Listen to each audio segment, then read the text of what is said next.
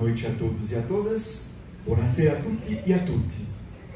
Para incrementar ainda mais a nossa settimana della língua italiana nel mondo aqui na UniOeste, contamos agora com a mesa redonda 100 anos de Ítalo Calvino, trajetória, ecologia e epistolografia. Ítalo Calvino nasceu em 15 de outubro de 1923 em Santiago de las Vegas, em Cuba, de uma família de cientistas, biólogos, agrônomos, químicos, para, contrariando todas as expectativas, tornar-se um dos maiores nomes da literatura e da editoria italianas. Em seus mais de 40 anos de atuação, escreveu romances, contos, poesias, músicas, libretos, textos teatrais, além de textos consagrados da teoria literária. Em seu centenário, lembramos Calvino como o intelectual humano que sempre buscou pensar a literatura e, por meio dela, o mundo em constante transformação. Nesse contexto, a ecologia surge também em Calvino como uma linha de força em seu fazer literário. Convidamos, então, para compor a mesa, a doutoranda e pesquisadora de Ítalo Calvino, Alessandra Santi, e o professor doutor em literatura italiana, Antônio Márcio Ataíde, com a intermediação dos professores doutores Fausto Zamboni e Lourdes Kaminski Alves.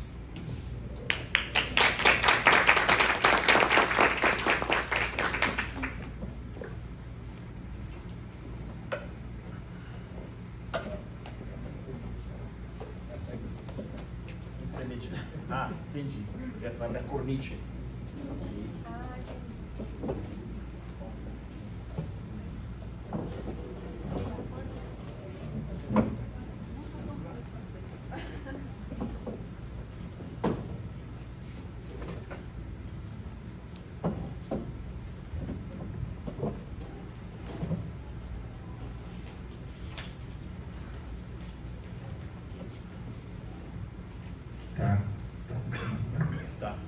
Boa noite. É um prazer aqui apresentar, né, especialmente a Alessandra, que foi aluna, mas o Márcio também, um colega. Né, eu vou apresentar, falar da bio dos dois. Né. A Alessandra Santi é professora de língua italiana em Cascavel, ensina a língua à distância, em aulas particulares e atua no programa de ensino de línguas da UniOeste, onde se formou em letras português e italiano. Desde o mestrado, pesquisa a obra de Ítalo Calvino. Vou filmar isso aqui mais.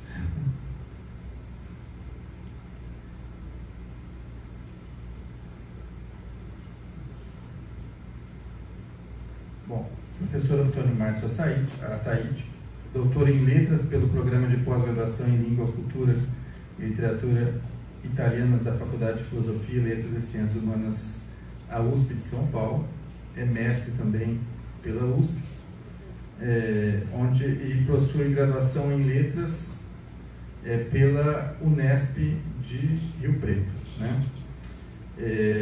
Tem experiência na área de letras, né, especialmente em língua, cultura e literatura italianas, teoria da literatura, prática de ensino e língua italiana. Então, os dois vão falar sobre a obra de Ítalo Calvino, né? E eu e a Lourdes vamos fazendo a intermediação. Não sei se a Lourdes quer dizer algo inicialmente.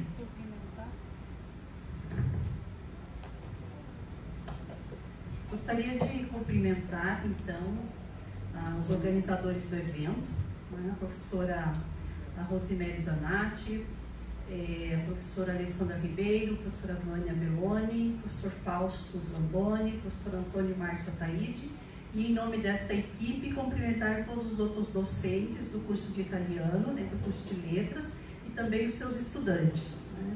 Dizer que é um prazer estar aqui participando desta mesa, que faz um diálogo entre a graduação e a pós-graduação, trazendo uma doutoranda desenvolvendo pesquisa sobre a obra do Calvino, né?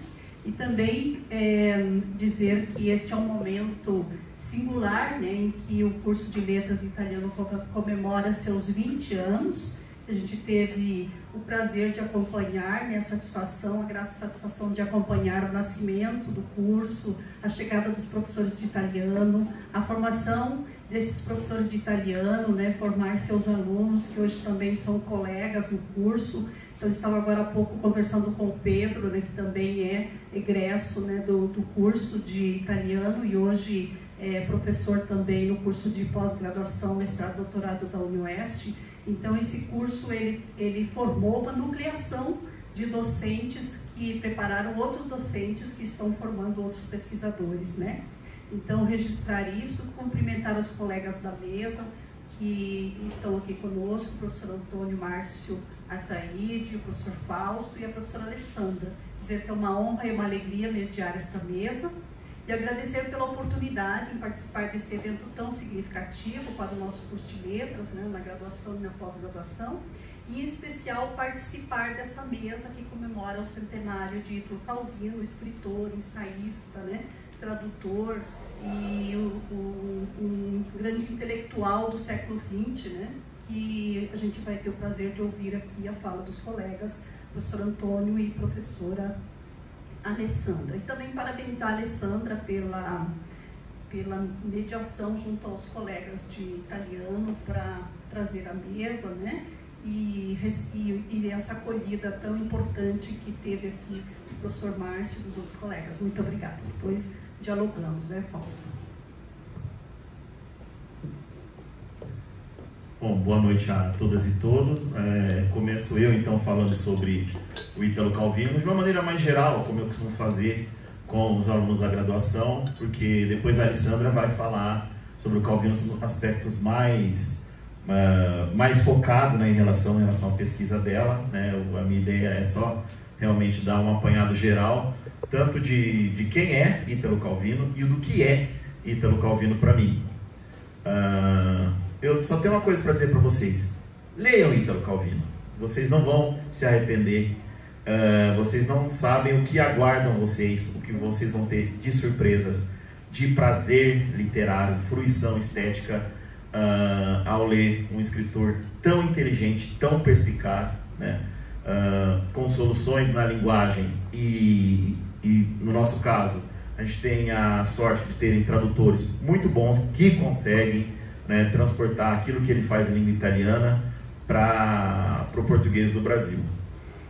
Eu conheci o Calvino ainda na graduação, lá em Rio Preto, e me apaixonei, né, já desde o primeiro livro que eu li dele, que por acaso são As Cidades Invisíveis, e a cada uma das cidades que eu lia, né, era um prazer literário, né, que eu sentia correr assim pelas minhas veias, era arrepio mesmo, né.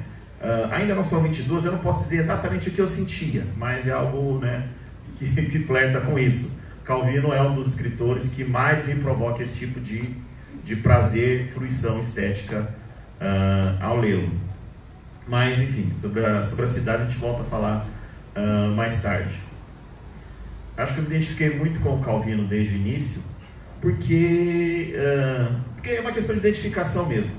O Calvino é uma figura muito esguia, muito arredia, não é difícil, né, tentar classificá-lo, dizer ele é um escritor assim, assado de tal escola, escritor neorrealista e tal.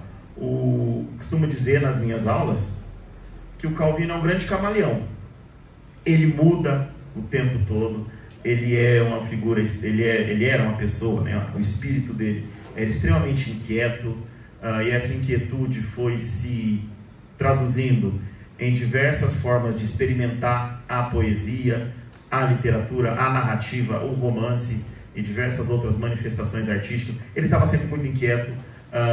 Cada livro é de alguma forma uma resposta ao outro.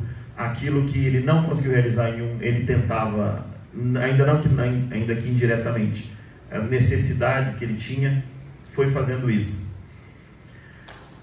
O primeiro romance do Calvino, que em português ficou O Trilho do Ninho da Aranha, o Trilho dos Ninhos de Aranha, Sentiero dei Nidi di Ragno, a Trilha dos Ninhos de Aranha, enfim, parece até um pouco de snobismo meu, mas eu vou ter um pouco de dificuldade com o português nesse sentido. Mas não é questão tive a sorte, né, o privilégio, por conta do Maurizio Babili, meu professor na graduação, de já conhecer o Calvino já desde o início em italiano. Dizem, né, que se trata de um romance neorrealista. Balela, não tem nada disso. Lendo um Vittorini, lendo um Pratolini, lendo os grandes neorrealistas da época, o Calvino não é um neorrealista. Imagina, um romance neorrealista que falaria sobre a resistência partidiana aos nazistas, né, naquela região da Itália do qual ele viveu, né, principalmente a Ligúria e o Piemonte. Imagina, o protagonista chama Pim, não é neorrealista, né? Já o Calvino, desde esse primeiro livro, aponta para uma coisa que também sempre me agradou muito, que é tudo muito divertido, inteligentemente divertido. É tudo muito fabular, é tudo muito etéreo, é tudo muito... tem contato com a realidade, mas é um contato assim, de soslaio, de relance, né? Esperar no Calvino aquilo que os neorrealistas faziam, né? Ou esperar uma literatura que vá dialogar de forma nua, crua, direta, né? Realista com a realidade, não é o Calvino. O Calvino é alguém que sempre escapa pela tangente. O Calvino é alguém que salta, né? Que dá aquele giro como o Boccaccio disse que o Cavalcanti teria dado, né? É alguém que é um acrobata, é alguém que você não espere, né? Calvino com os 2 pés enfincados na terra.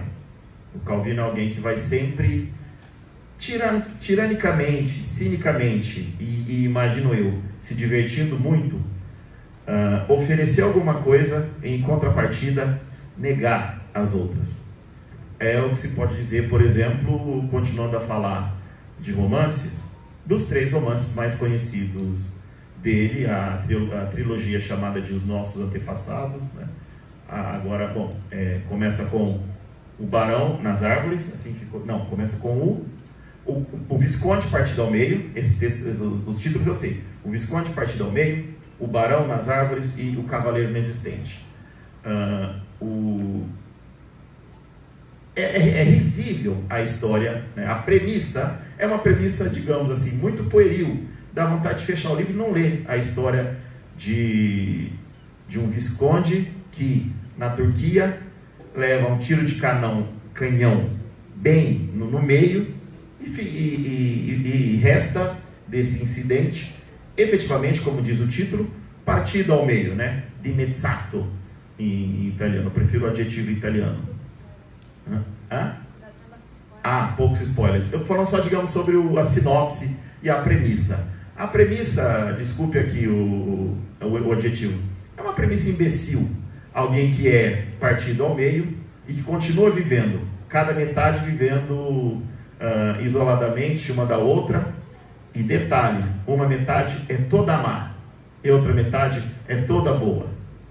Só que a metade boa chega uma hora que começa a irritar, porque é boa demais. Já a metade má, essa eu gosto bastante. Mas vou ficar por aqui em relação aos spoilers, mas só dizendo o quanto... Muito spoiler, né?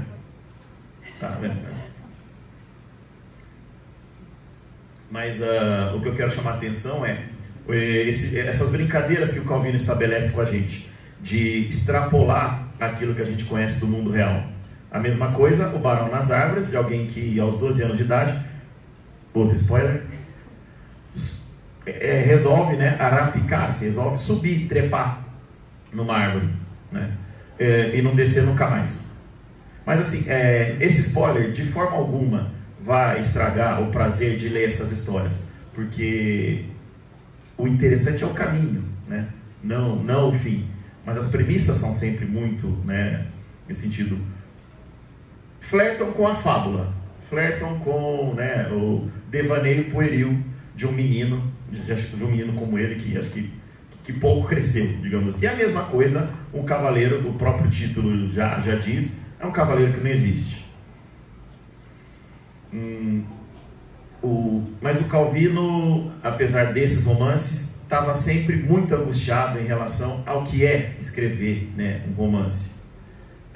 Os meus alunos, sempre eu tenho o privilégio de discutir com eles um texto teórico do próprio Calvino, e o que é muito interessante também, o Calvino se explica bastante nos seus textos teóricos, explica sobre ele e explica também um pouco sobre o lugar dele na tradição da literatura italiana, que é um ensaio que eu sempre trabalho, que é a Mancata Fortuna del Romanzo Italiano.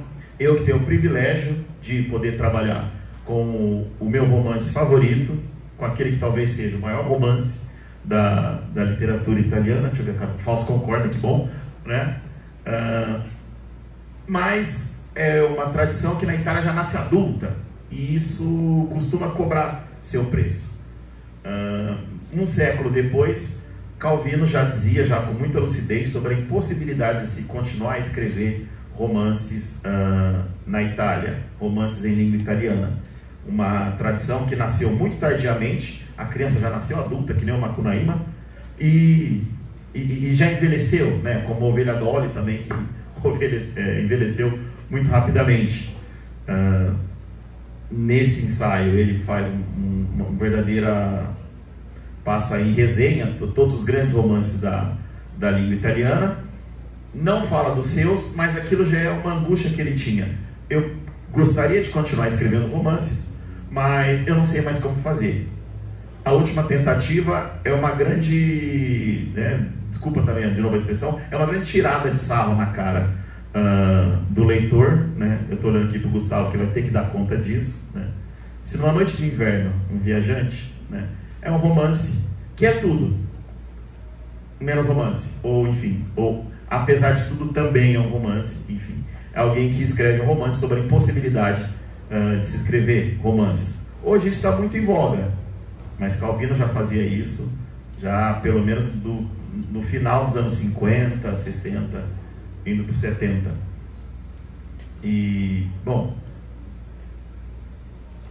a impossibilidade dos romances foi, de alguma forma, substituída pelas suas narrativas, pelas diversas coletâneas narrativas, como Marcovaldo, como As Cidades Invisíveis, Palomar, O Castelo dos Destinos Cruzados. São narrativas mais curtas, narrativas breves, quase que independentes e autônomas entre elas, mas que nunca vai abandonar esse tom, esse elan do Calvino, que sempre tende para a fabulação, alguém que parece um tanto alheio à realidade, pelo menos numa primeira leitura, uma leitura superficial e desatenta nesse sentido, porque o Calvino ele exige muito da nossa atenção. A gente vai ter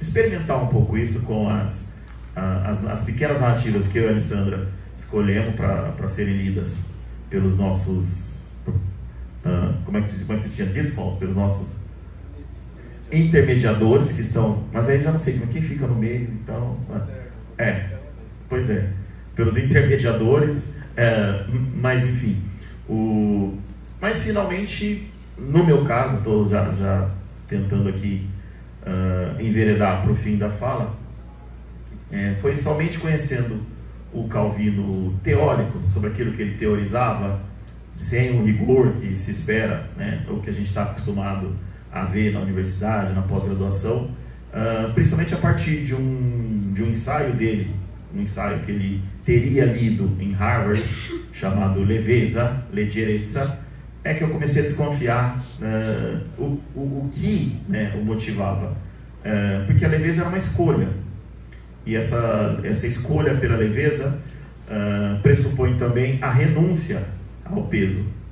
Não que o peso não seja importante, ele mesmo, né, admite a importância de uma literatura pesada, de uma literatura que chama a gente para a realidade, né, que nos desperta para o debate, mas ele escolheu a leveza, né? A humanidade é feita de riso e de choro. O Calvino, por algum motivo, escolheu só o riso. Ele ri daquilo que ele cria, ele se diverte muito e, sobretudo, muito cinicamente, ele ri da cara de quem o lê. Então é necessário assim entrar. A gente se diverte muito, independente de ele estar ou não rindo da nossa cara, mas cuidado, o Calvino é muito escorregadio e é necessário ter alguns pés atrás, né, e a anteninha bem ligada, tá bem desconfiado, para ler esse cubano, quer dizer, esse menino que é um San Remenese de coração. Ítalo Calvino fez aniversário domingo, né? E a gente comemorou. Um privilégio estar aqui falando dos meus escritores favoritos e só repito, vá ler esse cara porque é divertido à beça. Obrigado.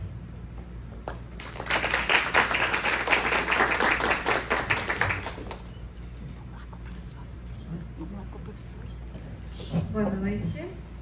Gostaria de agradecer por essa oportunidade de estar aqui conversando com vocês sobre, efetivamente, os escritores, que é atualmente meu favorito, com certeza.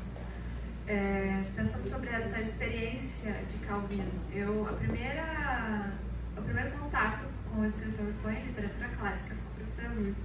A gente leu Por que Ler os Clássicos, é claro, um ensaio vital para qualquer pessoa que entre na era das humanidades, nas letras, e essencial, se vocês não leram, quer ler alguma coisa de Ítalo Calvino, de ensaística, de teoria, começa por que Ler os Clássicos, vai para 6 propostas, é o básico. E eu digo básico no sentido muito, né, porque não é nada básico. O professor Márcio comentou, essas propostas é o fruto de uma vida de literatura. Então, Calvino escreveu essas propostas quando estava no último ano da vida dele. A gente tem uma potência de pensamento sobre literário inigualável. E até essa parte dos ensaios é muito leve também. O Calvino ele se guiava por isso na vida dele. Então, ele vai escrever ensaios de uma maneira muito gostosa de se ler também. Então, no momento eu estou estudando o epistolário do Calvino, que tem 1.600 páginas, tem mais de 1.000 cartas. Não foi difícil ler, porque mesmo quando ele está trocando cartas no trabalho dele como editor, ele tem uma leveza de linguagem, é muito gostoso sempre ler basicamente tudo que o Calvino escreve. E essa questão toda de ser um escritor muito... ele é liso, né? Você acha que você entendeu mais ou menos como ler Calvino, aí você lê outro livro do Calvino, vai estar em uma outra fase em que ele se coloca realmente como um outro escritor nesse momento. Ele se reinventa como escritor o tempo todo. E eu acho que talvez a coisa mais chocante que eu li, chocante para mim quando eu fui ler, é a obra póstuma sobre o Sol de Aguara, que é uma obra que nasce de uma experiência que Calvino teve com ópera. Foi convidado para escrever um libreto para um musicista importantíssimo na Itália, um visionário para música, mas ele não deu muito certo a experiência dele com Calvino, porque o Calvino escreveu Um Rei Nascoto, Um Rei à Escuta, entregou pro Cianobério. O Cianobério falou, que legal, vou deixar só o título. Então o Calvino acabou publicando isso. Ele tinha a ideia de publicar esses racontos, né? Esses contos, realmente depois em uma coletânea sobre os 5 sentidos. Foi influenciado por um artigo um texto do Barthes. Então isso é uma coisa que vai ser publicada póstumamente, e para dizer para vocês que é a coisa mais maluca que eu já li do Calvino. Então a gente sempre se surpreende quando vai ler novas obras do escritor. Eu trouxe uma apresentaçãozinha de slides para comentar um pouquinho mais sobre a obra dele e especificamente ver essa atuação do Calvino com, enfim, essas várias frentes de atuação através do epistolário dele. Qual que é o nome do arquivo? O epistolário está Vá pra cá, achei. Obviamente a gente não tem nem tempo, porque eu preparei essa apresentação a princípio para o Festival Minha Cara para ser 1 hora, então a gente vai passar muito rapidamente por ela. Esse livro de cartas cobre o período de 1940 a 1985 e ele faz parte dessa coleção que são os Meridiani, uma coleção da editora Mondadori que cobre obras inteiras de autores. É uma edição premium, a gente pode dizer, né? Sonho de consumo de todo Sonho de consumo de pesquisador todo de literatura pesquisador. italiana. Então O organizador, já chego nos meridianos de novo, mas o organizador desse epistolário foi o Luca Baranelli, que é um dos curadores póstumos da obra do Calvino. Então, são cartas de julho de 1940 a 5 de setembro de 1985. Tem 1.624 páginas, a gente vê a estrutura do epistolário. É uma obra absolutamente incrível, gigantesca, maravilhosa. É o segundo livro de cartas publicado do Calvino, porque o primeiro foi I Libri degli Altri, os livros dos outros. Por quê? Calvino foi extremamente importante para o cenário editorial italiano. Ele, junto com o Vittorini, Elio Vittorini e o Cesare Pavese, eles criaram o que é, eles deram um molde para a editoria italiana na editora Einaudi. E o Calvino, então, nas cartas a gente também consegue ver essas noções de que era importante para ele na literatura, quais eram esses valores. Depois isso vai ser maturado em ensaios como as 6 propostas, né? Mas isso a gente já vê desde muito cedo.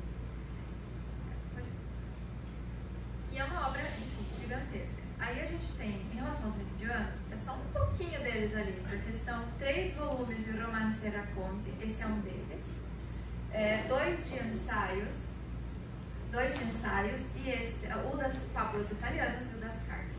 O professor Márcio mencionou a importância desse aspecto fabular de Calvino. Calvino foi escolhido, ainda jovem, para reunir fábulas da Itália inteira. Ele foi responsável, junto com uma equipe, é claro, de selecionar. Ele acabou selecionando 200 fábulas, fez todo um papel ali de tradução também, de dialeto, para dar um sentido geral a essa obra. E 2 anos trabalhando nisso, ele mesmo coloca uma das cartas para uma escritora, para uma editora americana, que era uma das obras mais importantes dele. Então ele tinha esse veio fabular, e foi por isso que ele foi escolhido para reunir essas fábulas italianas. Então outro aspecto importantíssimo da criação dele. Então esses meridianos incluem obras até então inéditas, são, como o professor comentou, sonho de consumo pesquisador. Pode passar. Quem faz a introdução, a gente vai passar rapidamente pelo restante da apresentação, mas para a gente ter uma ideia de quem é Calvino, o Flavio Milanini, outro pesquisador de Calvino, comenta sobre o que dá o tom da leitura do epistolário do Calvino em si, eu diria. É uma entrevista que ele dá para o New York Times Book Review em 84 sobre o personagem literário que ele gostaria de ser. Pode passar. E o Calvino comenta que ele gostaria de ser Mercúcio, que das suas qualidades ele admira sobretudo a leveza, em um mundo cheio de brutalidade, a fantasia sonhadora como o poeta da Rainha Maga, e ao mesmo tempo a sabedoria, a voz da razão em meio aos ódios fanáticos entre Capuletos e Montecchios. Ele se atém ao velho código da cavalaria a preço da vida, talvez somente por razões de estilo, mas ainda assim é um homem moderno, cético e irônico. É um Dom Quixote que sabe muito bem o que significam os sonhos e o que é a realidade, e os vive ambos de olhos abertos. É o Calvino. A gente vê, quando começa a acompanhar a obra dele, é uma representação perfeita. Ele dá para ver que o Calvino ele tem, a gente vê isso nos ensaios também, uma noção muito consapego de si mesmo, né? Bom, então a gente tem nessas cartas diversos tipos de cartas para familiares, para amigos, cartas que a princípio não deveriam ser publicadas, acabaram sendo. Ele até tinha uma ideia de que isso podia acontecer. Ele foi editor de epistolário também, ele sabia que o íntimo também não poderia ficar sempre tão íntimo.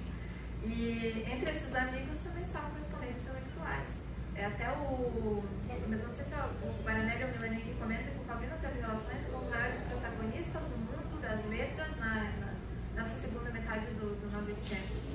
Então ele estava em contato com o Jorge Luiz Borges.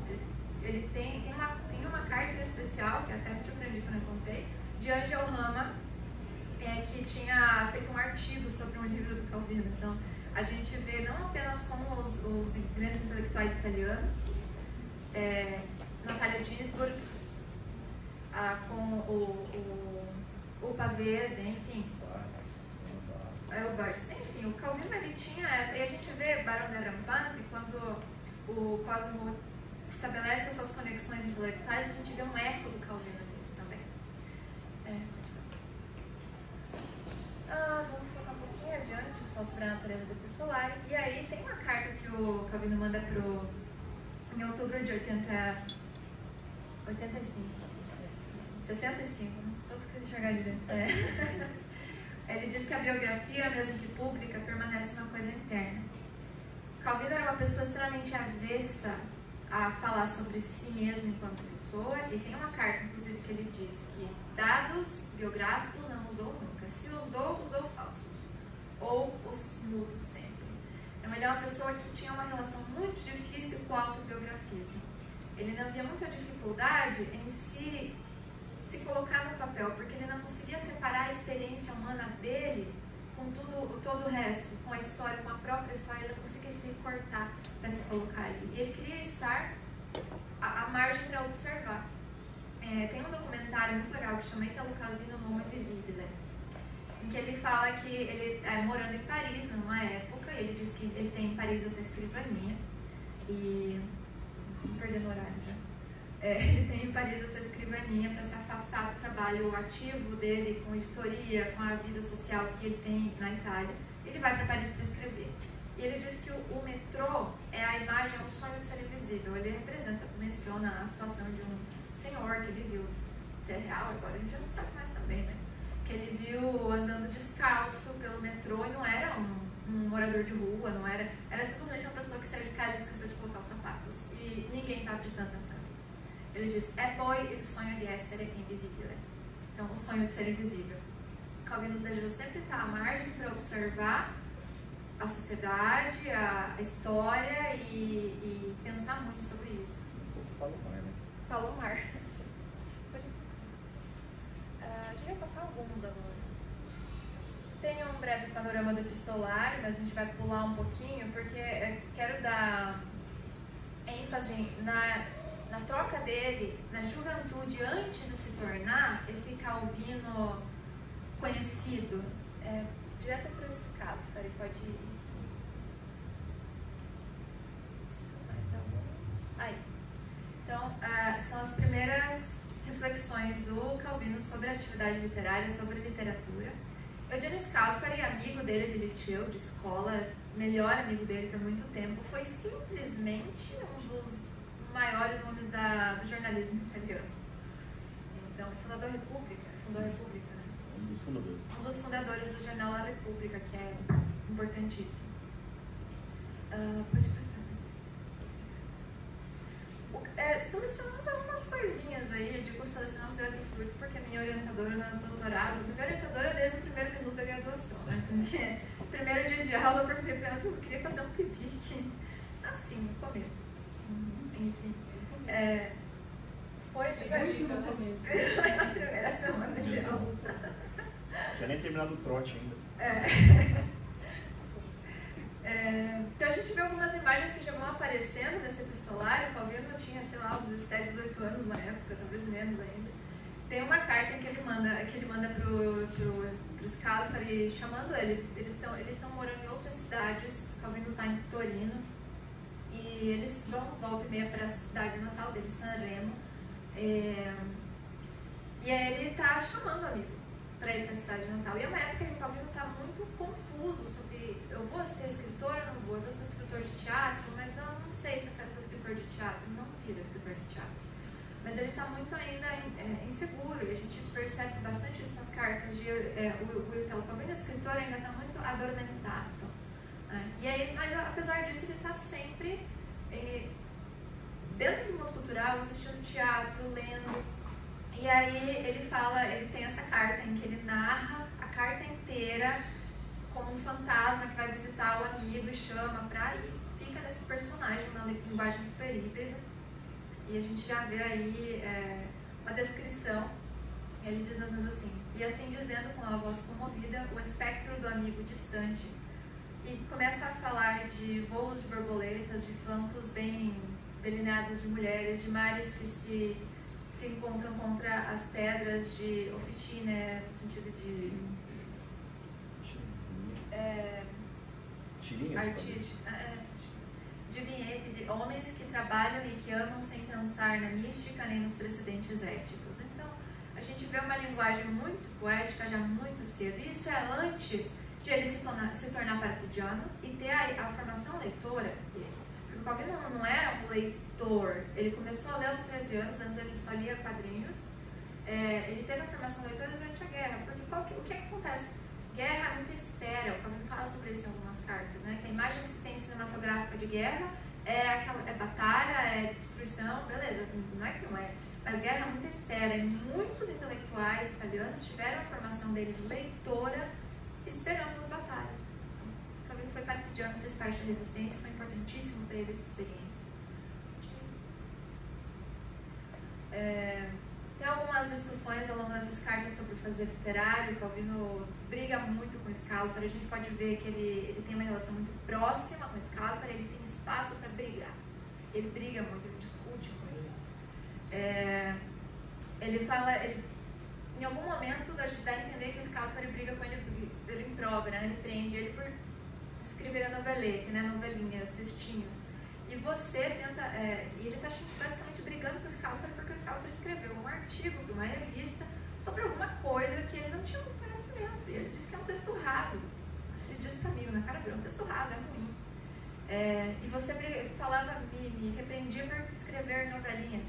Mas tentar fazer arte, por modesta que seja, é sempre mais belo, mais útil e mais nobre que escrever sobre ela somente.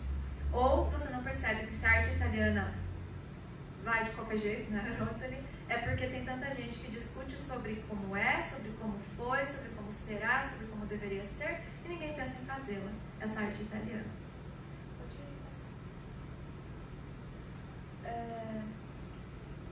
Mencionar apenas, porque é gigantesco, mas ele está fazendo uma ode a não adequar-se aos tempos, ao que ele quer deixar para o futuro, não ele como pessoa, mas uma ideia de literatura. Pode passar.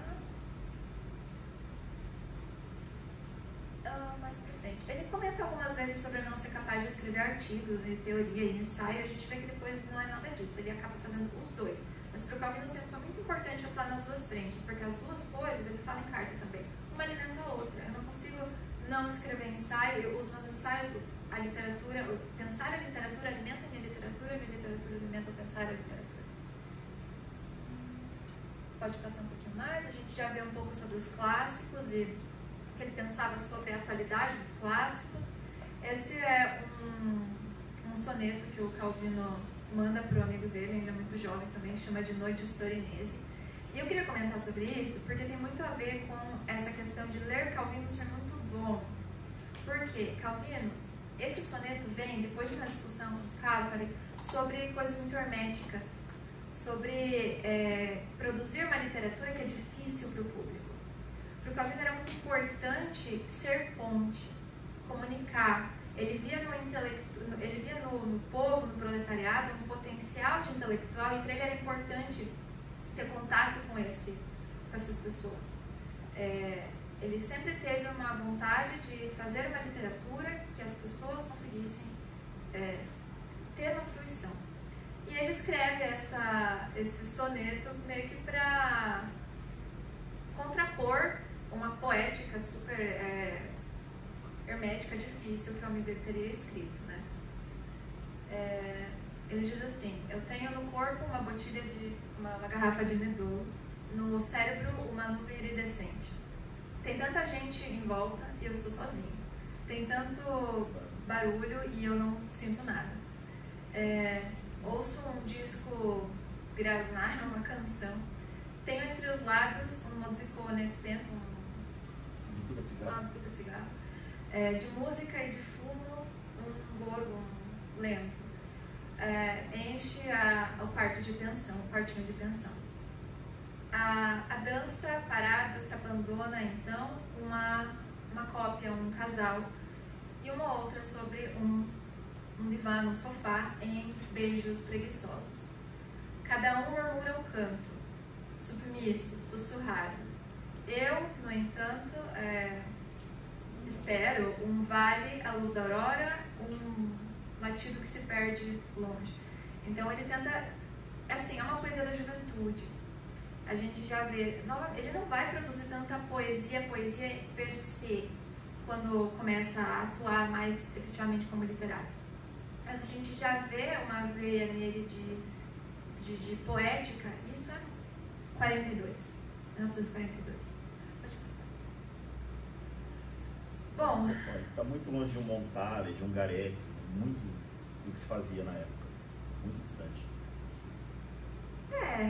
Enfim, e uma questão... Sim, o mundo precisa dos jovens, os jovens precisam disso. Uma questão que a gente, foi muito importante para a gente colocar aqui hoje, é a veia ecológica do Calvino.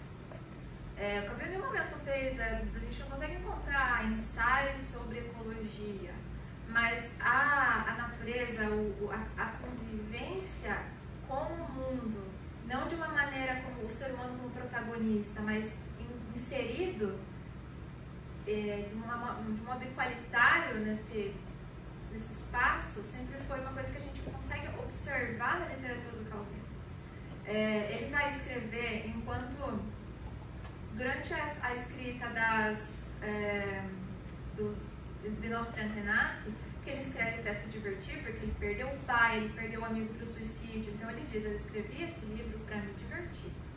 Ele está escrevendo ao mesmo tempo, na mesma época, a gente tem, por exemplo, Speculazione Edilizia e A Formiga Argentina, La Formica Argentina, que são dois textos que vão falar sobre a complicação da vivência nas cidades e a importância de você efetivamente conviver com o natural. Textos bastante diferentes dos Nostra Antenati. Depois a gente vê maturado esse pensamento sobre as cidades no Calvino em, efetivamente, cidades invisíveis.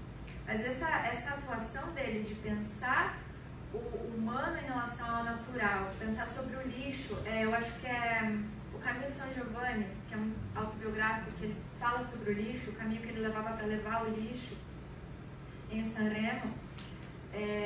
A gente vê isso aparecendo aqui e ali como um veio possível de análise da literatura do Calvino. Nesse sentido, para a gente visualizar isso muito bem, a gente trouxe trechos, 2 capítulos das Cidades Invisíveis para vocês. Mas eu acho que, antes de mais nada, passar para os moderadores, porque eu falei muito mais do que devia.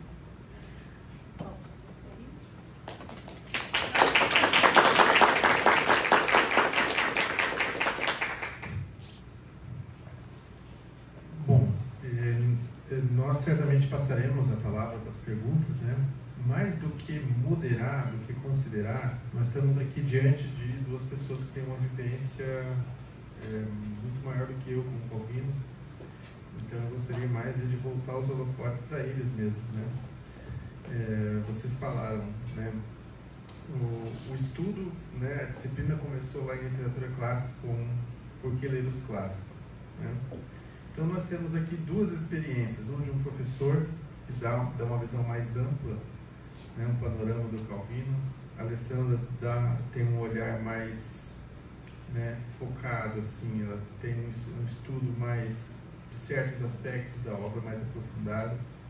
E eu gostaria de ouvir de vocês por que ler Calvino, na verdade, assim, né, independente da importância dele no panorama literário, né? Mas assim, para um leitor do 3º milênio, né? Por que ler Calvino? E também, que livros vocês indicariam para começar a ler Calvino, quem não conhece ainda? Eu diria que ler Calvino, primeiro, porque é muito bom ler Calvino, porque o Calvino ecoa pela vasta cultura de clássicos que ele tinha, de clássicos dele, pessoais da época, porque ele fala dessa questão de fazer essa mediação entre as leituras atuais, as leituras clássicas, mas ele coloca em diálogo e perpassa toda essa cultura literária por meio dele, eu acho que de uma maneira extremamente prazerosa.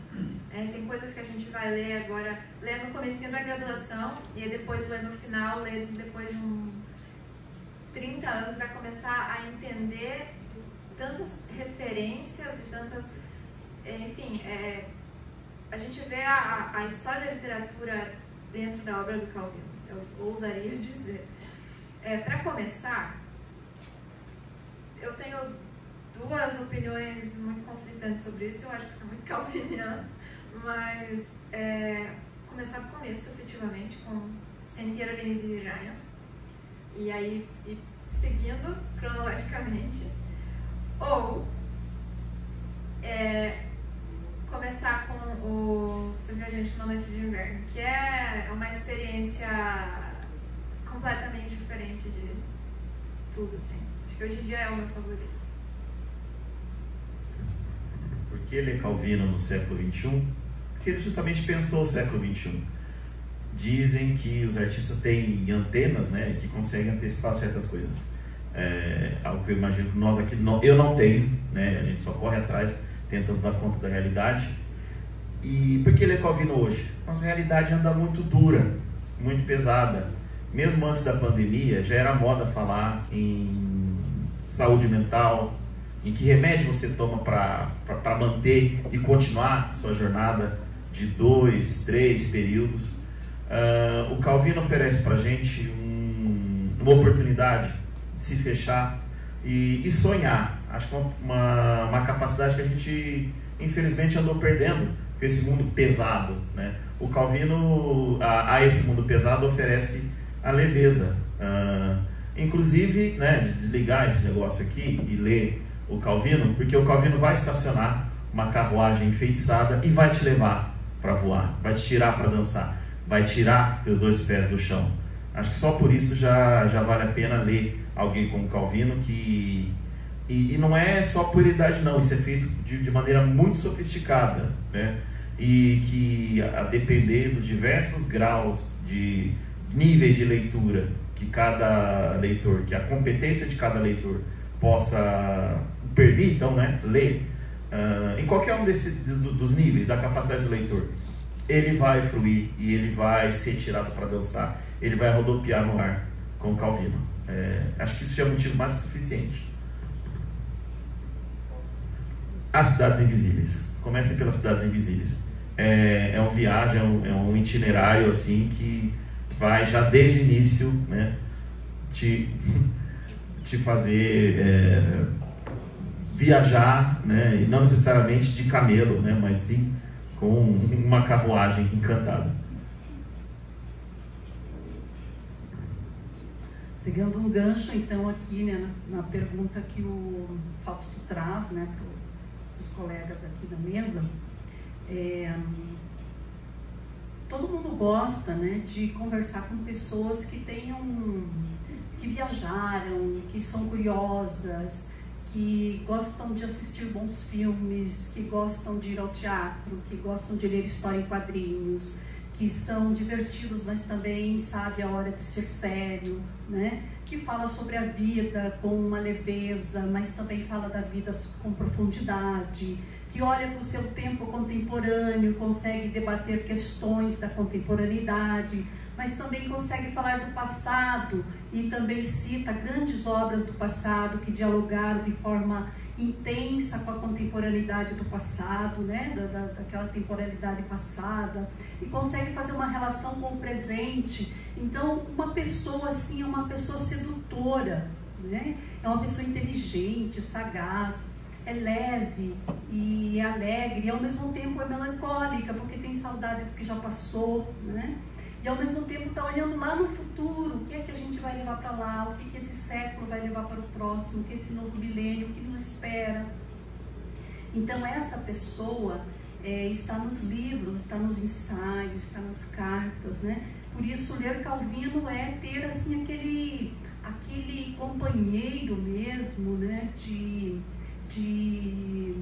Vamos dizer assim, aquele cara que você convida para ir ao cinema, para assistir um bom filme e depois beber alguma coisa e ficar conversando sobre o filme, né?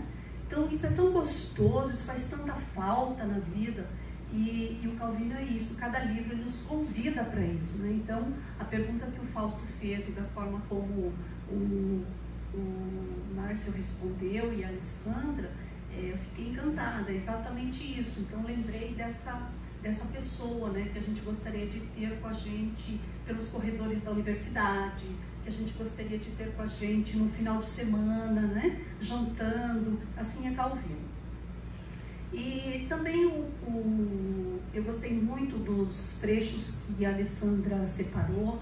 A Alessandra, ela está estudando o Calvino desde o mestrado, mas ela já tinha lido antes lá, desde o primeiro ano, a gente tinha lido alguns textos do Calvino, não só os ensaios, como também algumas outras obras, né? E como a Alessandra estava fazendo italiano, e a Alessandra é aquela pessoa que parece que nasceu pesquisadora, ela vai atrás, né? Ela inquieta, e ela já começou a ler em italiano, e foi ela quem me apresentou o Calvino em italiano, porque eu não leio italiano, né? Então eu escolho as melhores traduções, né? A gente conhece, né, as questões da tradução, porque há muitos anos a gente lida com a literatura, e aí eu li o Calvino nas duas traduções, né? Mas depois eu comecei a ler Calvino em italiano junto com a Alessandra, porque a gente sentava e a Alessandra trazia um trecho de italiano e a pouco, olha, eu posso dizer que já entendo bastante italiano, só não ouso falar, né? Mas assim, então eu aprendi muito com a Alessandra nesse tempo, e a Alessandra vai muito atrás, ela, né, ler 1000 cartas, fazer uma síntese de tudo isso. Eu conheço os cadernos todos que a Alessandra anotou sobre essas cartas, né? São diversos cadernos com anotações, e ela tem muito conteúdo sobre o Calvino, e eu fico extremamente feliz, orgulhosa e honrada de ser a orientadora da Alessandra, assim como tenho a honra de ter tido outros excelentes orientadores, entre eles o Pedro, que está aqui, né, que hoje também é nosso colega e professor.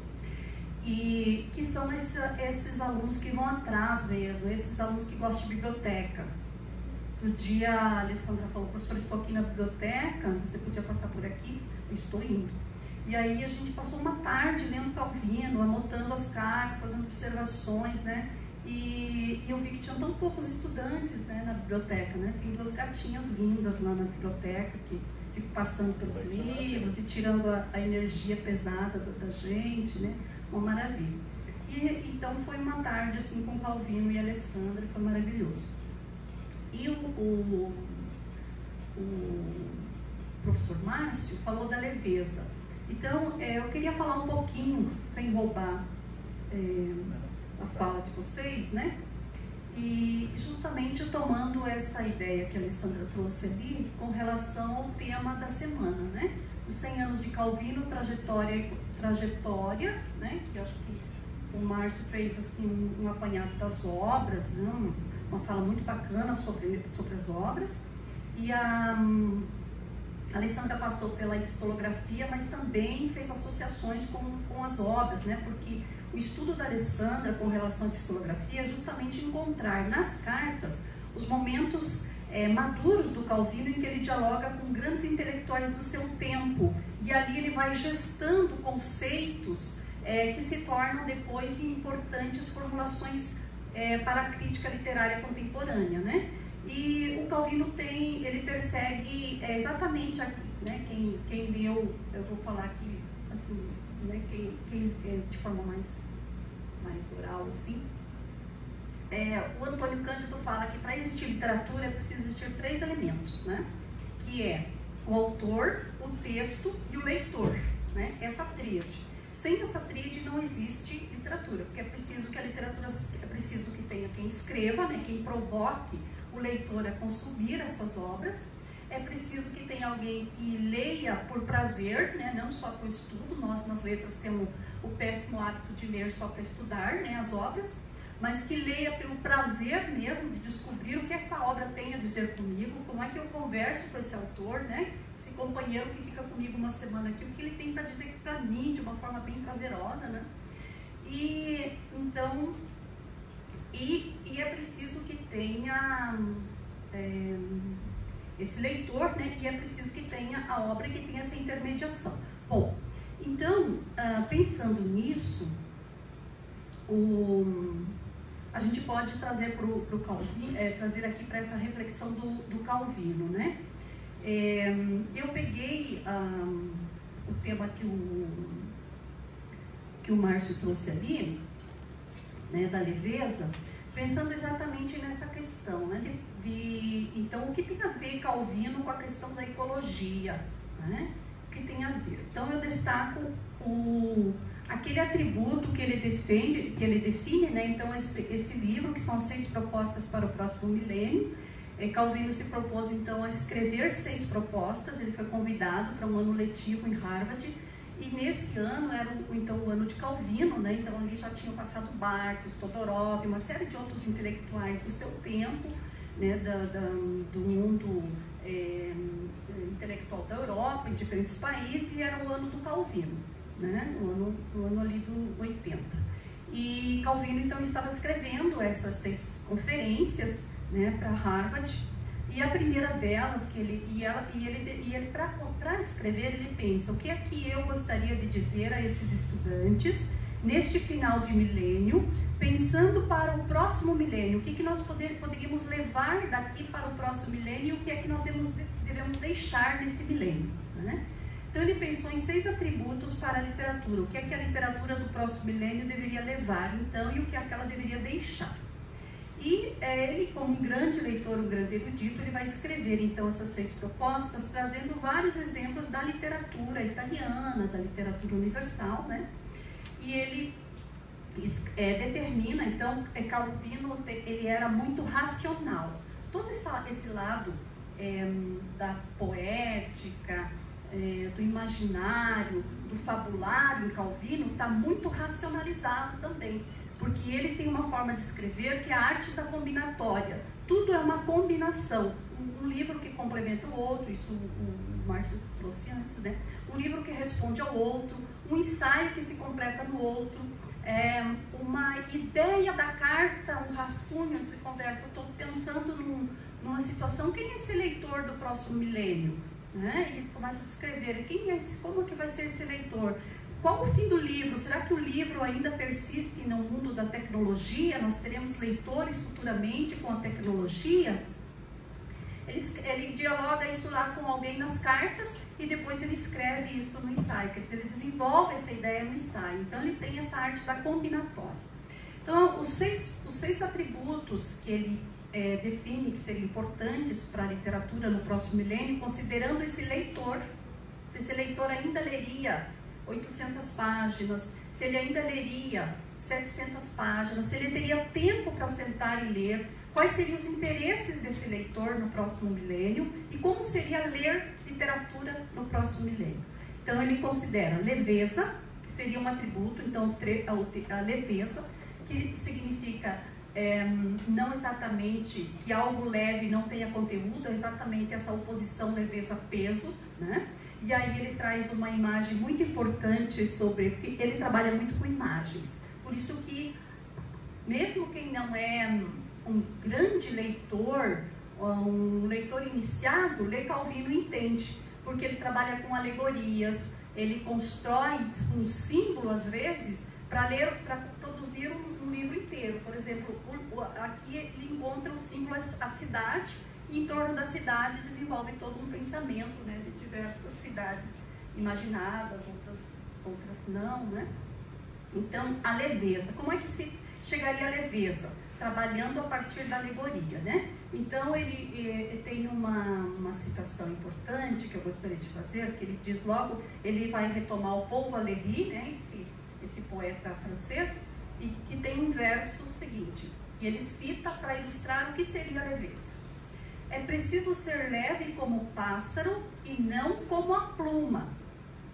Ou seja, ter a leveza do pássaro que voa e não a banalidade da pluma que é levada pelo vento a qualquer canto, a qualquer lugar. O pássaro tem uma direção, ele tem um norte, né? Ele tem uma ida e ele tem um retorno, né? Então, o pássaro tem conteúdo e ele tem um norte e ele voa. Pluma tem uma leveza conduzida apenas pelo vento, né?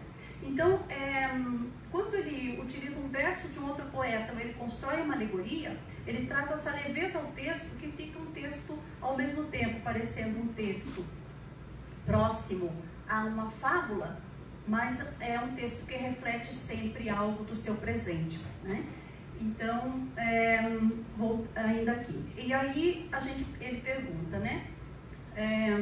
Ele cita ali então a alegoria para retratar o peso do mundo como um meio para obter a leveza. Então, nos últimos 40 anos, quando ele já estava escrevendo as 6 propostas, que aí são só 5, porque ele não conseguiu escrever a última, né? Porque ele morreu antes.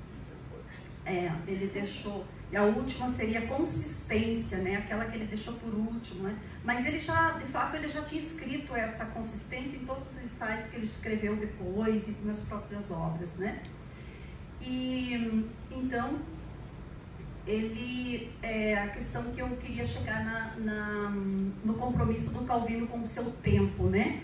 E nas preocupações do Calvino com o que seria possível levar para esse próximo milênio. Acabei perdendo um pouquinho o rumo aqui, já vou chegar no que eu quero dizer aqui. Então, retirar o peso do tempo, né? Recorrendo ao mito, né, para derrotar Medusa, aquele mito de Medusa e Perseu, né? Perseu não pode encarar Medusa, né? Esse mito, esse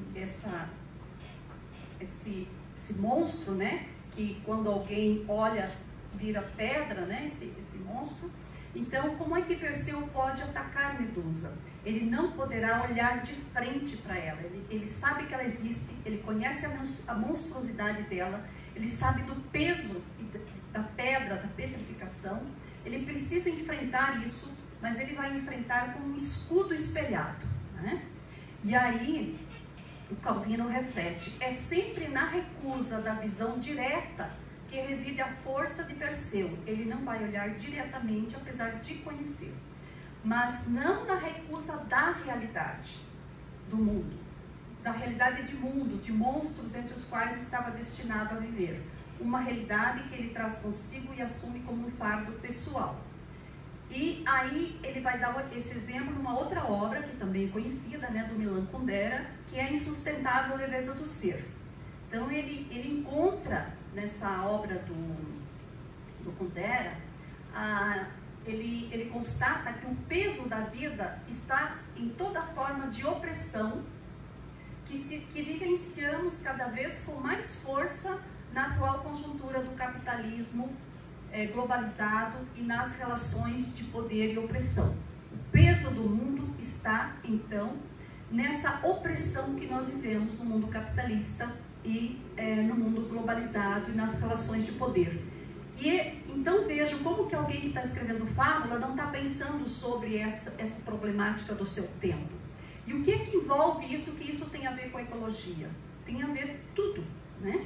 Por quê? Porque hoje o que é que nós carregamos de peso? Carregamos o peso do consumo, do lixo, dos mares cheios de plásticos, dos rios urbanos podres, né, fétidos. Carregamos o peso da fome, o peso da morte das crianças, o peso das intransigências entre os imigrantes, das mortes todas. Nós carregamos isso. Carregamos a devastação da Amazônia, né? Carregamos esse peso. Como é que nós vamos olhar para isso, saber que isso está aí e como que nós vamos enfrentar isto, né? Como que nós vamos enfrentar isso?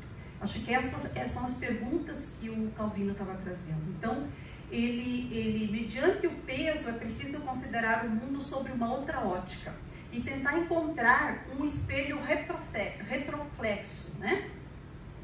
E aí ele destaca que a leveza, enquanto reação ao peso de viver, é que seria o grande atributo da humanidade para o século XXI.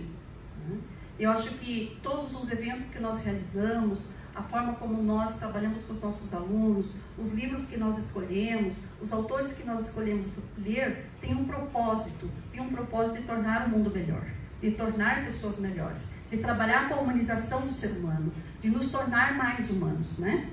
E então eu acho que isso tem tudo a ver com o pensamento da ecologia. E parabenizo a vocês por terem pensado nesse tema no evento de vocês, né? E, então, colocando essas questões, eu passo para a Alessandra falar um pouquinho sobre essa questão, se isso foi relevante, e o Márcio também. Eu queria dizer que eu acho que as inscrições para o mestrado ainda estão abertas, vocês têm a oportunidade de assistir a aula da Lourdes. Vale muito a pena, se puderem observar. Extremamente bem colocado, eu acho que pegou bem no veio da questão.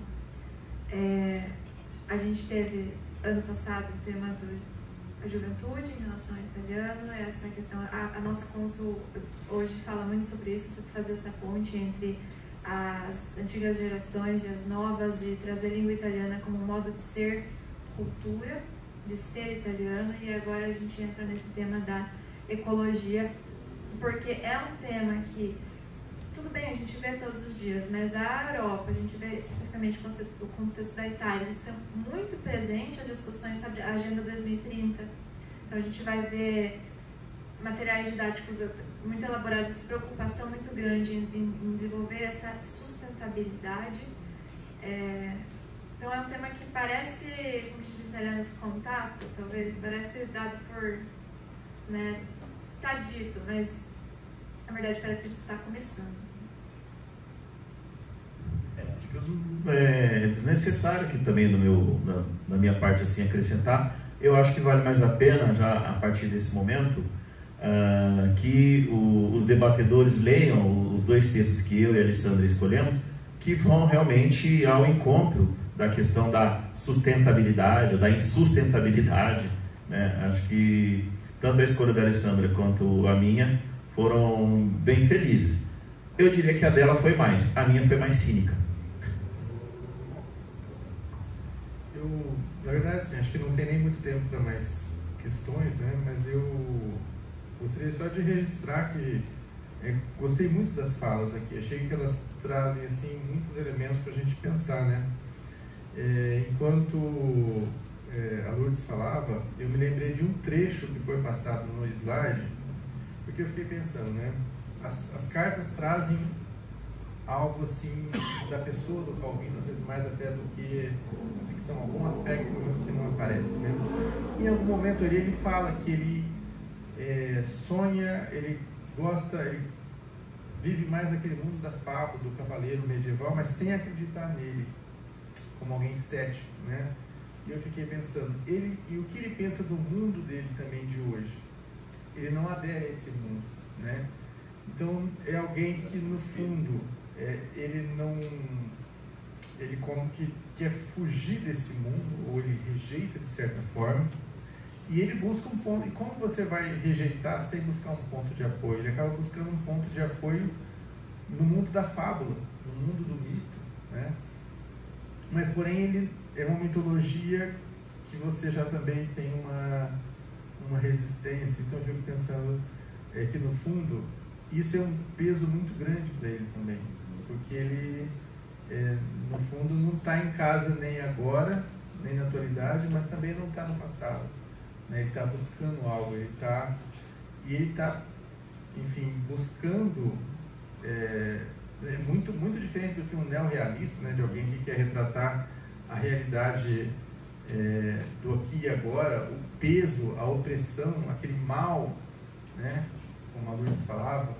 Então ele quer buscar um espelho, uma maneira de você ver por outro ângulo, né? Porém, um espelho também que para ele não é totalmente confiável, né? Então, não sei se vocês querem comentar a respeito disso ou não, ou nós passamos direto para a leitura, né? Mas o Calvino, ele no fundo, ele está... ele é uma personalidade um pouco esguia, porque ele também não tem muito em que se fundar. O que vocês acham disso? Acho que você quer falar sobre política primeiro? Eu gostaria de responder poeticamente. Eu acho que a imagem do Perseu é uma imagem perfeita, uma das imagens perfeitas do que seria Calvino, de como Calvino encara o mundo. Calvino encara o mundo como o Perseu encarou a Medusa, ou seja, não encarando, né? Se lidando com uma espécie de subterfúgio, lidando com isso de maneira muito inteligente, né? Porque Perseu derrota a Medusa, mas através de um estratagema e através de um olhar indireto, de olhar de esgueio, de soslaio. O Calvino nunca vai, ou pelo menos o Calvino, o escritor, o Calvino fabulador, nunca vai direto. Ao contrário dos italianos, que são muito frontais, o Calvino não. O Calvino vai fazer tudo, vai criar um estratagema para poder encarar. Vai olhar sempre, como se diz, de soslaio. Mas acho que a Alessandra pode também falar em relação à política a partir do final da Segunda Guerra. Será que um pouco é por isso que os nossos jovens hoje vêm com problemas, tomando remédios, né? Porque está faltando uma estratégia, uma capacidade de ver de uma outra maneira, de você, né, conseguir ver aquilo que você não quer ver? Eu tenho certeza que sim. Eu acho que, para acrescentar, eu quebrar a imagem poética do Márcio aqui, mas o Calvino, quando a gente entra mais a fundo para estudar sobre, a gente vê que essa formação dele como partigiano, a resistência, ele desenvolveu ali um ideal de enfrentamento de mundo que depois, quando o clima vai se acalmando, os ânimos vão se acalmando, a Itália volta a entrar em um ritmo, vai para o boom econômico e tudo mais, ele vê esses ideais políticos dele, que tinham um pendor muito socialista, ele vê uma lacuna ali, um desnivelamento entre o que o partido começa a fazer. Ele era muito ativo no partido após a guerra, e o que efetivamente o proletário, o intelectual, a pessoa que precisava ser representada e pensada, quem precisava, né, enfim, o objeto da literatura, esse potencial intelectual do proletário, essa pessoa, ele começa a observar que o partido e essa representação de classes não estão mais alinhados. E ele se sente mal em relação a isso tudo. E ele se afasta do partido. Isso é uma perda que, para ele, reflete, vai para o resto da vida. Que é o Baranelli que fala que ele não consegue mais, a falta de um projeto político, intelectual, substancial na vida dele, para ele faz falta depois. E ele passa a atuar muito mais indiretamente, passa a ser um recluso, atua em questões, vai falar diretamente sobre assuntos muito pontuais. Uma guerra aqui, vai falar sobre questões sociais muito específicas, momentos específicos. Ele fala, eu não quero mais me envolver, quem vai falar por mim é a minha literatura. Tanto que, sim, essa pessoa que a Prof. Lourdes colocou, essa pessoa incrível de você conversar pela literatura, que é o Calvino, talvez você vai ver uma entrevista, você não vai enxergar essa pessoa, porque ele não queria estar ali como ele, pessoa. Ele até comenta nas cartas que eu fui dar uma entrevista na TV, eu fui péssimo. Eu não sei, para você dialogar com o Calvino, você precisa ir para a literatura dele, que é onde o forte do raciocínio intelectual, poético dele, da produção dele, o pensamento sobre o mundo vai estar. Não sei se...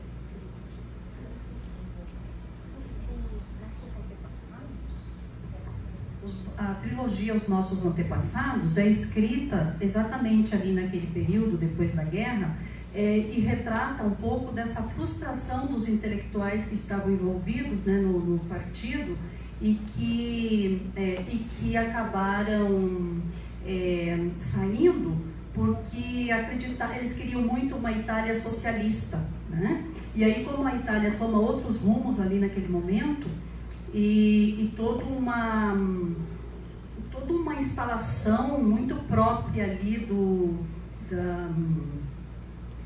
uma empresa mesmo capitalista, né, toma conta, ele começa a refletir sobre isso. Então vejo que lá onde a gente tem 3 aparentemente fábulas que nada falam, elas estão falando desse intelectual vazio que é isso, que ele tem apenas forma, ele tem apenas armadura, mas dentro dele não tem nada, é só uma armadura, né? E o outro, esse é o momento que ele começa a analisar, né, os intelectuais daquele tempo. E o primeiro, que é o Visconde Partido ao Meio, É essa dualidade da, quer dizer, estou dizendo mas para a literatura a gente nunca diz né? Ele pode representar essa dualidade entre o partido, os intelectuais que debandaram para um outro lado, né? Você pode falar melhor sobre isso, e aqueles que vão para o outro, quer dizer, é um pouco maniqueísta, eu acho ali, né? Esse ponto, né? O bem, o mal e tal, mas depois essas duas metades, elas não conseguem viver sem a outra, né? Uma sem a outra. Então ele entende que é necessário essas visões diferentes de mundo para que se possa construir uma terceira via, uma terceira visão, né? E ali cada uma desses personagens lembra um momento desse pós-guerra e da frustração desses intelectuais. Realmente isso, até porque a Itália tinha à época o maior partido comunista fora da cortina de Varsóvia e que muito rapidamente foi se esfacelando. Foram alguns indo para o Partido Socialista, muitos deles viraram democratas cristãos, que depois se tornou o maior partido da Itália, que conseguiu eleger a maior parte dos primeiros ministros, enfim. Mas acho que o Calvino não ia gostar de estar falando disso não, falando diretamente da história da Itália. Ele prefere falar isso de outra forma, vira as costas e a partir de um espelho, né, a partir da fábula, né, lidar com isso.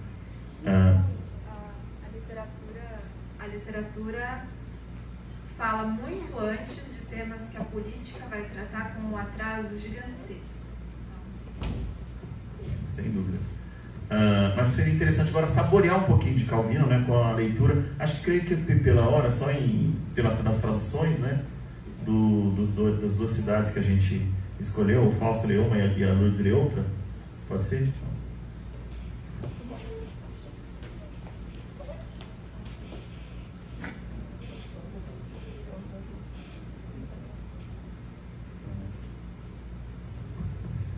Essa foi escolhida por mim, é a escolha cínica.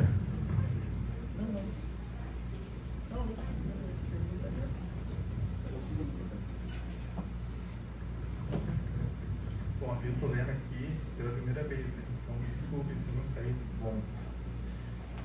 Se quiserem acreditar, ótimo.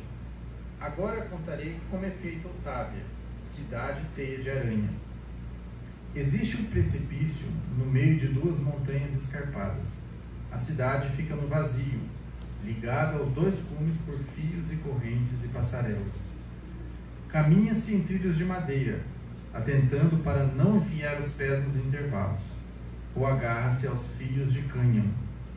Abaixo, não há nada por centenas e centenas de metros. Passam algumas nuvens, mas abaixo entrevê-se o fundo do desfiladeiro.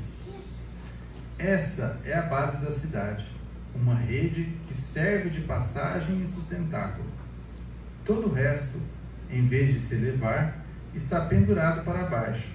Escadas de corda, redes, casas em formas de saco, varais, terraços com a forma de navetas, odres de água, bicos de gás, assadeiras, cestos pendurados com barbantes, montacargas, chuveiros, trapézios e anéis para jogos, teleféricos, lampadários, vasos com plantas de folhagem pendente.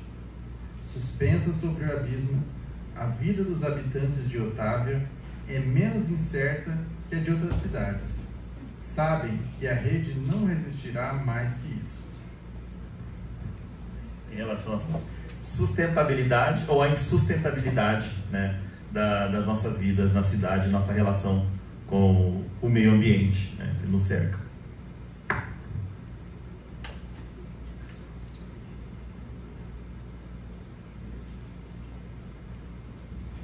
As cidades contínuas. A cidade de Leônia refaz a si própria todos os dias. A população acorda todas as manhãs em lençóis frescos, lava-se com sabonetes recém-tirados da embalagem, veste roupões novíssimos, extrai das mais avançadas geladeiras latas ainda intactas, escutando as últimas lenga-lengas do último modelo de rádio. Nas calçadas, envoltos em límpidos sacos plásticos, os restos de Leônia de ontem aguardam a carroça do lixo. Não só tubos retorcidos de pasta de dentes, lâmpadas queimadas, jornais, recipientes, materiais de embalagens, mas também aquecedores, enciclopédias, pianos, aparelhos de jantar, de porcelana, mais do que pelas coisas que todos os dias são fabricadas, vendidas, compradas. A opulência de Leônia se mede pelas coisas que todos os dias são jogadas fora para dar lugar às novas. Tanto que se pergunta se a verdadeira paixão de Leônia é de fato, como dizem, o prazer das coisas novas e diferentes, e não o ato de expelir, de afastar de si, de expurgar uma impureza recorrente. O certo é que os lixeiros são acolhidos como anjos, e a sua tarefa de remover os restos de existência do dia anterior é circundada de um respeito silencioso, como um rito que inspira a devoção, ou talvez apenas porque, uma vez que as coisas são jogadas fora, ninguém mais quer pensar nelas. Ninguém se pergunta para onde os lixeiros levam os seus carregamentos, para fora da cidade. Sem dúvida, mas todos os anos a cidade se expande e os depósitos de lixo devem recuar para mais longe. A imponência dos tributos aumenta e os impostos elevam-se, estratificam-se, estende-se por um perímetro a mais. Acrescente-se que quanto mais Leônia se supera na arte de fabricar novos materiais, mais substancioso torna-se o lixo, resistindo ao tempo e às intempéries, à fermentação e à combustão. É uma fortaleza de rebotalhos indestrutíveis que circunda Leônia. Domina-se de todos os lados como cadeias de montanhas.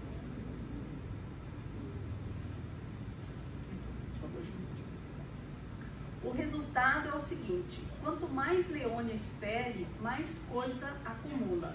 As escamas de seu passado se solidificam numa couraça impossível de se tirar. Renovando-se todos os dias, a cidade conserva-se integralmente em uma única forma definitiva, a do lixo de ontem, que se junta ao lixo de ontem e de todos os dias e anos e lustros. A imundície de Leônia, pouco a pouco, invadiria o mundo se o imenso depósito de lixo não fosse comprimido do lado de lá da sua cumeira, por depósitos de lixo de outras cidades que também repelem para longe montanhas de detritos. Talvez o mundo inteiro, além dos confins de Leônia, seja recoberto por crateras de imundície, cada uma com uma metrópole no centro, em ininterrupta erupção. Os confins entre cidades desconhecidas e inimigas são bastiões infectados em que os detritos de uma e de outra escoram-se reciprocamente, superam-se e misturam-se. Quanto mais cresce em altura, maior é a ameaça de desmoronamento. Basta que um vasilhame, um pneu velho, um garrafão de vinho se precipite do lado de Leônia e uma avalanche de sapatos desemparelhados, calendários de anos decorridos e flores secas afunda a cidade no passado em que em vão tenta repelir, misturado com o das cidades limítrofes, finalmente eliminada. Um cataclismo irá aplainar a sórdida cadeia montanhosa, cancelar qualquer vestígio de metrópole sempre vestida de novo. Já nas cidades vizinhas estão prontos os rolos compressores para aplainar o solo, estender-se novo território, alargar-se, afastar os novos depósitos de lixo. Acho que a gente pode finalizar aqui. Eu pessoalmente gostaria novamente de agradecer por esse momento de compartilhar uma mesa com os meus professores e agradecer efetivamente a todos vocês do curso de letras pela formação, também leitora. A gente não está conosco a professora Beni, mas no segundo ano de letras ela foi a pessoa responsável por me fazer ler Marcovallo em italiano, apresentar em italiano. Foi a pessoa que chegou no primeiro dia de aula e falou: não se fala mais português nessa sala. Em 2 semanas eu aprendi italiano. Mentira, a Rosa tinha me ensinado no ano anterior, só precisava de um pouco de... precisava de um pouquinho de né, um empurrãozinho. Então, essa mediação leitora, essa formação leitora, eu só tenho a agradecer a todos vocês. E obrigada novamente pela presença de todos.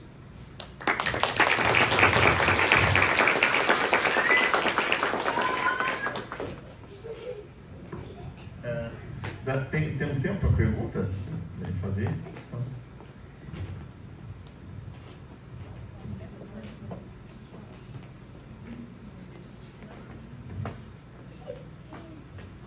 Nenhuma pergunta? Então, encerrado.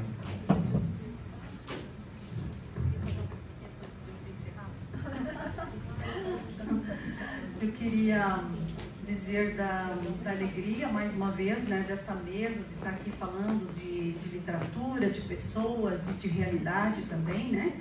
E a literatura, como a Alessandra disse, ela anuncia muito antes do que os tratados científicos e dos tratados sociológicos escrevem depois, né? Ela tem essa visão lá na frente que o Márcio falou, os poetas têm essa capacidade visionária, né? De ver à frente do seu tempo, né? Então, é uma alegria estar aqui ouvindo a Alessandra, sempre, cada vez mais gosto de ouvi-la pela forma como estuda e se dedica aos seus estudos. Sempre gosto muito de ouvir os colegas do italiano pelas obras que trazem dos clássicos e dos contemporâneos. E também agradecer mais uma vez aos organizadores desse evento, né, tão rico, e também parabenizá-las pela caminhada ao longo dessa história dos 20 anos de italiano, né, alguns professores mais antigos, outros que chegaram depois, e formando nossos alunos e também da graduação e da pós-graduação, né, atuando nos 2 níveis. E dizer também da alegria hoje que cheguei de encontrar aqui os avós, né, os nonos da Alessandra, o nono e a nona, e quem mais ali do lado? Parente, né? Isso, colega, né? E que são pessoas que eu tive o prazer de conhecer, né, desde a graduação da Alessandra, e que já comi muita macarronada e muita bolacha e muita cuca lá com a nona e ouvi o nono contar muitas histórias e falar italiano, né? E vi a forma como eles valorizam o conhecimento e a pesquisa e os estudos da Alessandra, né? Então, agradecer por essa presença e dizer que fiquei muito feliz de vê-los aqui e agradecer aos ouvintes, né, que estiveram aqui até este momento. Então, um recado, professora Vânia. O pessoal do PEL, então, cedeu uma bolsa que vai ser sorteada. A gente tem aqui fora uma bolsa para o curso de italiano, que vai, no caso, para o ano que vem. Então, a gente tem aqui fora um banner, vocês podem ler o QR Code, se inscrever para estar participando desse sorteio. Então, agradecemos, em primeiro lugar, né, a organização do evento, que nos propiciou essa oportunidade de falar da língua italiana no mundo, trazer uma voz importante, que é do Calvino, né? Agradecer a professora Lourdes, que traz toda a sua experiência, né, todo esse olhar de um pesquisador que tem muito conhecimento, a Alessandra, pela sua pesquisa aprofundada, o professor Márcio, pelo panorama, né, e as boas considerações aqui sobre o Calvino. Agradecemos vocês. Enfim, encerramos por hoje essa palestra, mas amanhã continua, temos mais um dia, né, de evento, vocês estão todos convidados. 8h30 da manhã aqui, nós vamos ter a palestra, né, Italiano e Sostenibilità. Mais uma agradecer a mesa, né, pela contribuição na parte da literatura, que também faz parte do nosso curso. Eu só queria pedir para os egressos virem aqui na frente, que a gente quer tirar uma foto. Pedro,